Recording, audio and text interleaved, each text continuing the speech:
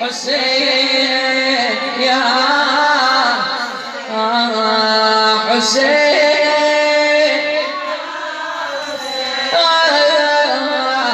حسين يا حسين نعازيك سيدي هذا اليوم بابنتك رقية عليها السلام. تقول ابويا بعدك اجر النفس قوة ويا عشرتك وياي حلوة بويا حلوة حلوة انا كل العمر يبداك فدوة بويا بس رد علي تقول ابويا ما بطل اخلافك نحيبي نحيبي يا ابويا انت ويا حبيبي يا انت ترضى يا طبيبي. عمرها 3 سنوات ترى مو كبيره رقيه تقول ابويا علي ايش محلاك لو ترجع علي شنو ترتيب مولاتي ابويا علي تمر وتجيب لعابه الي يا هاي طلبت رقيه ابويا ابويا ترى ما حلمي تقول ابويا النوح يذبح يا من عليك النوح يذبح ابويا يذبح يا حب نص القلب فرقاك يجرى ابويا من رحت ما ضاع اللي مطرح ابويا جاي تشكيله شو تقول له تقول ابويا خرايب دخلونا من بعدك خراب ابويا خرايب شفت المحن كلها ومصايب انا دنيتنا راوتنا العجايب وبعد مولاتي عند الشيخ قالت يا الفراق ما بيا حملنا يا الفراق بويا يا الفراق يا جمر البعد يقتل الحراق انا يا القلب لاهل اليوم مشتاق. امر اللعين يزيد ان تسكن الاسارى في خربه من خربات الشام وفي ليله من الليالي قامت السيده رقيه فزعه من نومها قالت اين ابي الحسين اني رايته الساعه في المنام مضطربا شديدا.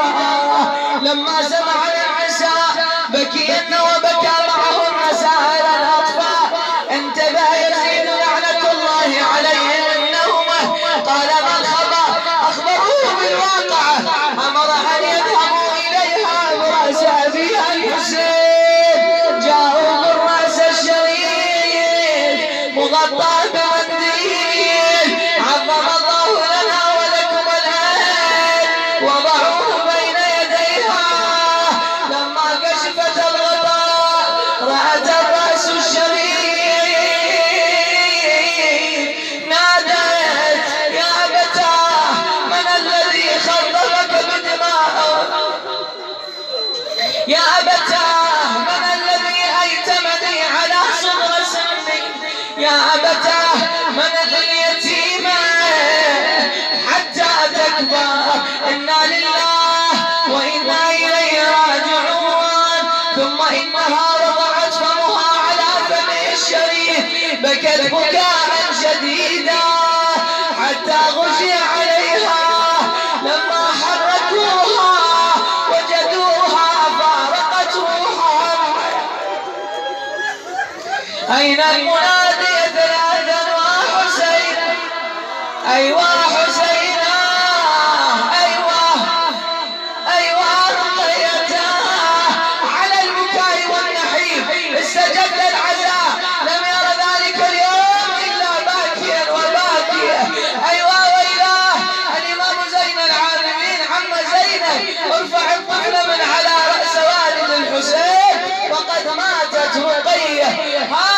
ايش قالت ايش ولا زينب قالت والله حنينة يا حنينة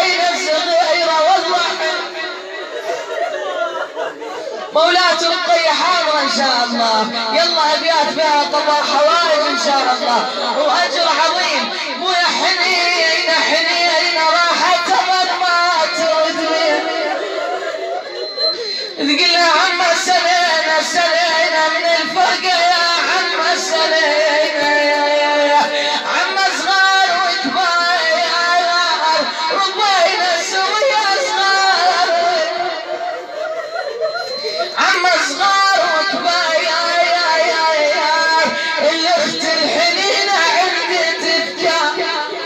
تقولها محتار محتار وبفراقها يا قلبي بالامس كانوا معي واليوم قد رحلوا وخلفوا في سويد القلب